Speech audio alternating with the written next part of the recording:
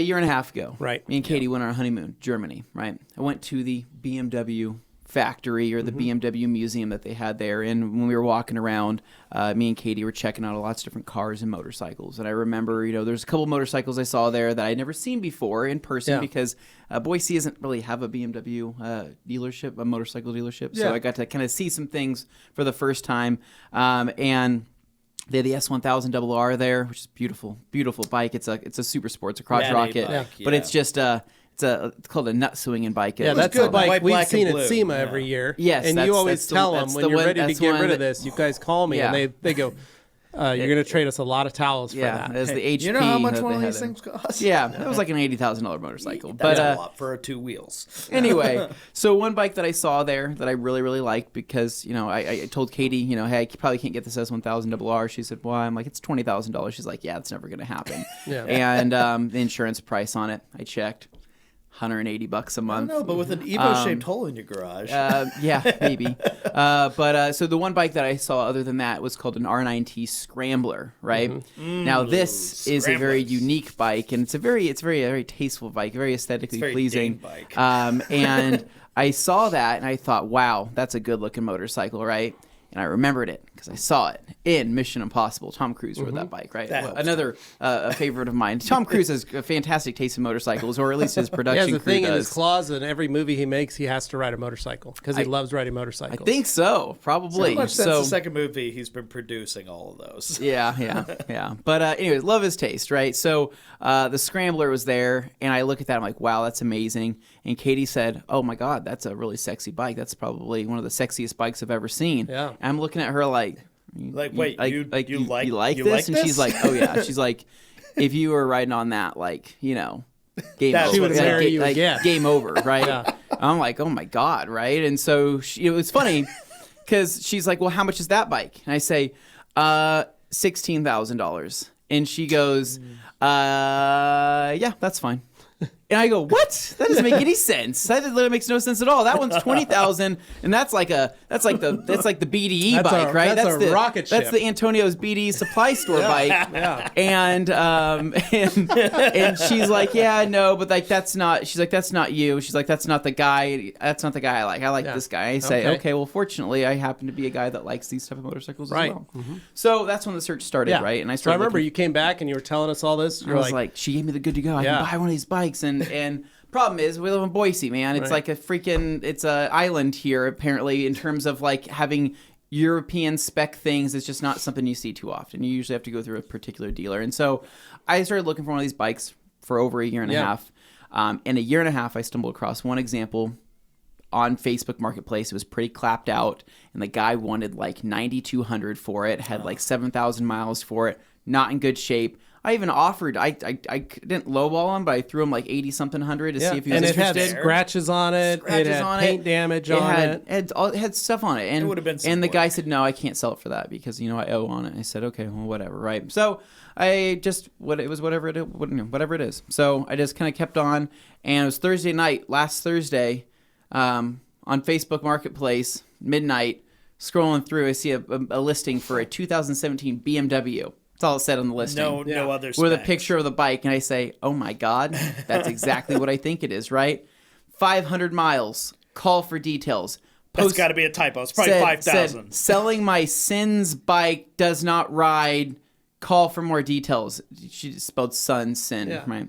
Anyway, I was like, oh my God, like, I'm calling on this, right? So I got the number, I called in the morning. Pretty much best case scenario. Guy's super nice, right? Basically said, yep, bought this bike. Brother works for BMW in California, and he kind of talked me into buying this. Bought it. It's a 2017. I did all of the the specs that I wanted. So basically, everything that I wanted. Heated grips, the spoked wheels, which are like a huge upgrade. It's a beautiful, gorgeous color scheme, and the knobby tires and all sorts of stuff. And so anyway, I said, "Oh my God! Like that's exactly what I want." And his price was beyond fair. And so right now there is a BMW kind of a dealership here in Boise that's selling a brand new one for $16,000. Right? I can't. I just can't justify that. But this one with can't justify that. 500 miles. Yeah, it was 500 miles. He was asking $9 for it, and I was like, "That's like the best deal I think I'll ever come across." And so I said, "Okay, let me see what I can do." And so, and if you put into 500 miles, is not that much. No, that's like break-in. 500 miles is, you have to understand, that is literally nothing, and I'll tell you how that's nothing here in just a moment. Bike. So assuming it kept the fluids fresh and everything. So basically, I told you guys on Friday I might be going to go get this, and then so Saturday morning, went down to Mountain Home, Idaho, which is about a 45 minute drive. It's 50-something miles away, but it's a Air Force town. The guy wasn't in the Air Force; he just happened to live there, and drove down there. Freaking windy, freaking cold. I mean, it was like 20 miles an hour winds. That's where I got my green bean. So you know, truck bed trailer. So you know, Oh yeah. But springtime, the weather gets a little sketchy. But anyway, so I get there and walk into his garage. The guy was super nice, and I see the bike there for the first time. I don't know if Nick has a video. I think there's a video I sent him that has. All right, so just basically just picking it up. So took it out for a quick spin. Dude, Listen to how happy you are. How much vibration happens in the engine once you start this thing up. It's pretty wild. But I mean, just it moves. The all right, Nick, I'd probably cut it off because I think I actually say a cuss word coming off here soon. Word. Yeah, so I think I do. I think I referenced to saying something it's effing fast or something like that. So it's a character. Go and check it out. The guy was super nice, man. And basically, long story short, he bought it. Thought that's what he wanted. Said it's a scary bike. It's 1200 cc's. So it's got 110 horsepower and 90 foot-pounds of torque. So keep in mind, for that style of bike, that's a lot of power for that kind of bike. But your Triumph. But it's not as fast as the Triumph. The Triumph's about 150 to the wheel on what I have on that setup. And then about 80-something foot-pounds of torque. So this is actually more torquey than stock than the Triumph is modified. So anyway, but... checked it out. Everything looked good on it. Took it for a test spin. But here was the thing. Took it for a test spin, and I was still kind of like, something doesn't feel right on this bike, and I couldn't figure it out. And I was a little nervous about it. And I was just nervous at the whole situation in general, right? Like, is this what I should be doing? Katie was there, like, guiding me, like, yes, get it. And I'm like, you're an amazing wife, but I'm trying to, like, actually be realistic about this. And this is a two-wheel aphrodisiac. But I'd already come so far. The guy said, hey, get insurance on this. You can ride it back to Boise. We'll go to the bank, get everything done up, and we'll call it good. So that's what we did. Got insurance on it, rode it back from Mountain Home. 40-mile-an-hour winds going from there to there. It is a canyon. And it is 85 miles an hour 80 miles is the an speed hour, limit. And so 85 miles an hour. Yeah. With the wind speed. Heavy winds, some occasional rain, lower temperatures. Some semis. Yeah. Yeah, and so big old flat trucks. Land. It is a sketchy ride. I can't even imagine. And dust and gravel makes its way so on I the was getting road all the sucked time. into the semis. There are times I've driven riding. in the car and gotten pushed. Get pushed around. So I got beat up pretty bad. The heated grips were a huge help. I will admit that. How fast do those work? What's up? How fast did those work? Like 30 much seconds. instantly? Like they're on, and they get hot. And anyway, so rode it back. The ride back was okay. It was just like I said, I was getting beat up by the wind a lot. And something just didn't feel right in terms of the throttle control. Like something was feeling kind of off, and I was getting a little paranoid, but I was like, I'm already in this far. But I got to the bank, went and signed the paperwork. Everything went good there. And then Katie's like, all right, well, are you going to go out and ride for the rest of the day? And I said, I don't know. Like, I don't know if I'm going to go ride around for the rest of the day. And she said, well, why? She's like, you just got a brand new bike. Aren't you excited? I said, I'm kind of excited, but something doesn't feel right. I'm on the bike, and she's like, oh, don't tell me that now. And I say, well, I don't know. I think I just need to go home. I literally just need to, like, a non-stress look over the bike, like, learn it. You need to be in your garage and get to know the bike. Because I just got back from traveling to not very far to get it, but it didn't feel real until then. So basically, got back home, and I started walking around. I was thinking, man, like I started revving it up, and it was making this weird kind of clinking sound, and then it would rev, and something just didn't feel right. And then like the bike, it rumbles, right? So it is it's a flat twin is what it is. And so it has the big cylinder heads on the side, and it vibrates. So when you rev it up, it does a rotation to where you can see the big heads kind of silver box you see on the right side there. So just it rotates, mid-height. so it shifts. So when you rev the bike, the whole bike moves because of the torque and just because of how the bike is laid out. It's a true boxer design with the pistons face opposite each other and they go like this, basically. And it's air cooled. No coolant. It's all oil cooled. That's oil reliable. air cooled. That's nice. No and it is just it's a tank of a motor though. That it's a 1200 cc. It's been around. BMW's been making them for years, and I have this knack for finding the best motors of whatever the heck I get. And so this is just a good example. But got home. Was just kind of nervous. Like I said, it was making a weird sound. The idle was more vibration-y than normal, and then it hit me. I was like, oh my God. The guy put 500 miles on it. The tank of gas in here, a tank of gas will get you 200 miles easy on one of these bikes, 200, maybe even more than that. Bike's 2 years old. Bike's almost 4 years old. Almost 4 years old. So I'm like, holy crap, how old is this gas, right?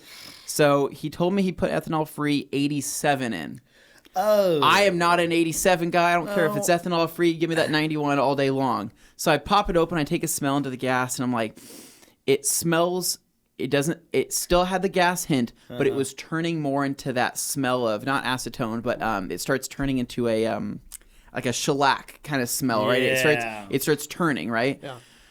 So I ran to the store as fast as I could. I grabbed a siphon. I grabbed everything. Don't run that through the motor anymore. I pulled about almost a gallon of the old gas out, and then I put 91 in, right? Fresh 91 that I had. Threw it in. Bike fired right up. The sound that it was basically almost like a misfiring. It didn't sound right, and that kind of started going away. And I'm like, oh my God. Took that thing for a spin. I said, I'm gonna go fill this up with the rest of the 91. That freaking bike got, I swear to God, like 50% more powerful. You consider running like some fuel injector cleaner through there or something? I probably should. I threw Techron. I threw some Supreme in some there. Detergent, gasoline. It'll start cleaning out eventually. But it completely transformed that bike. First off, it's freaking fast. It's the guy torque curve on there. You were a little worried about that ahead of time. You're like, it's not as powerful as my Triumph. It's probably not going to be like my go-to. I thought it wasn't going to be fun, and it wasn't fun on the drive home. But I guess probably for multiple reasons. But I threw the 91 in there. It completely transformed the bike. The sound went away. Felt like a brand new bike again. Right? It just, I could tell it was happy. It was like a happy running motorcycle. And so from there, I said, I'm going to go ride the piss out of this thing and ride it as hard as I can. And like basically when I break in a motorcycle, it's got 500 miles. That guy probably didn't take it over 60. No. Yep. I'm just saying. So I said, and on those tires, like for an inexperienced rider, like he probably So I said, I'm going to go take this in the hills. I'm going to go ride the crap out of this thing. Yeah. So that's what I did. And I rode it. Burned through as much gas as I could, filled it up with some more, kept burning through some more gas. I'm guessing it's still got residual stuff, probably with it, whether it's in the injectors or fuel filter. It's still probably going to take a couple more cycles to get everything out. Too? Oil change was actually done last year. Okay. And it is new oil. I checked the oil. Oil's fine, but they didn't check the gas. I'm like, what the heck is going on here? Throw some stable in there or something. Something, man. And so. Anyway, but it's amazing. So the guy in almost 4 years, put 500 miles on the bike. In less than 24 hours, I put 170 miles on the bike. That's what I'm saying. Yeah. He rode it maybe 3 times. Yeah. So I put 170 miles on it in less than 24 hours because I like to ride my stuff. Please subscribe if you haven't already. Please leave a review on iTunes or wherever you get your podcast from if you haven't already. We really appreciate those, and it gets us out in front of more people. And that's what we want. We want to spread the word, have some fun while we do it. And of course, this Thursday, Q&A Thursday as always, so we'll be doing that too. We'll catch you then. And guys, have a great week. We'll see you in a few days. See ya.